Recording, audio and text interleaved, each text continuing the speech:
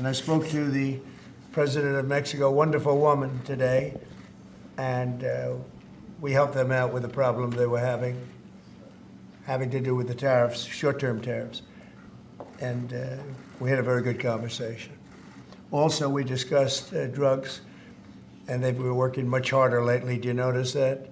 On people coming in and drugs, and we've made tremendous progress on both.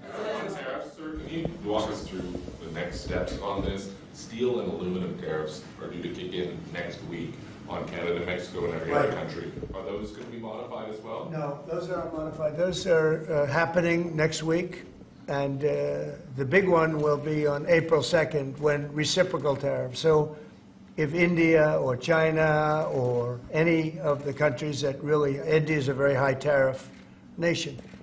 I'll tell you what's a high tariff nation is Canada. Canada charges us 250% for our milk product and other product, and a tremendous tariff on lumber and things as such. And yet we don't need their lumber. We have more lumber than they do. We don't need Canada's lumber.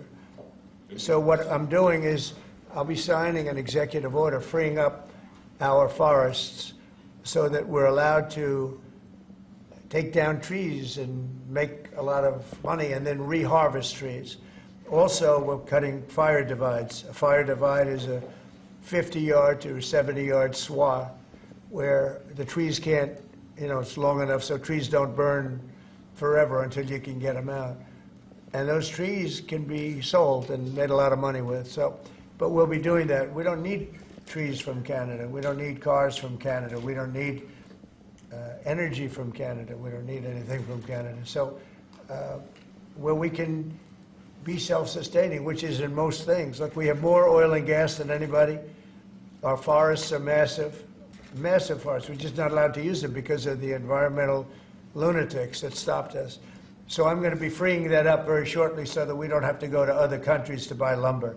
Why should we be buying lumber from other countries, paying tariffs, paying big prices, extraordinary prices? Have you been influenced, some of these exemptions that have been announced and some of these temporary delays, have you been influenced in those decisions because of the market reaction? Well, there are no delays at all. No, nothing to do with the market. I'm not even looking at the market because long term, the United States will be very strong with what's happening here.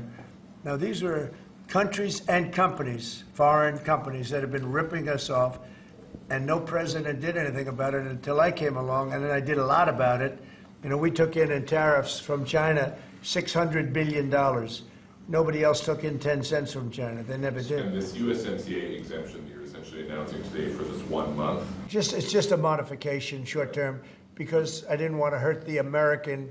It would have hurt the American car companies if I did that. Would you consider the same sort of exemption or pause for the auto tariffs you're talking about next month? We're not looking at that, no. You're not No, we're not looking at that, no. It's any auto tariffs that you were talking about. I know yesterday you spoke with the big three. Did you tell them that no more exemptions were on the way, and what was the reaction? I told them, that's it. This was a short-term deal. And they came back to me yesterday. They said, could we have some help on the tariffs because of the speed? And I said, look, I'm going to do it, but that's it. Don't come back to me after the April 2nd. I don't want to hear from you after April 2nd. We're not going to be doing it anymore. I want to help them. What was their response? They didn't complain, but I helped them short term during this short term transition. April 2nd is going to be a very big day for America.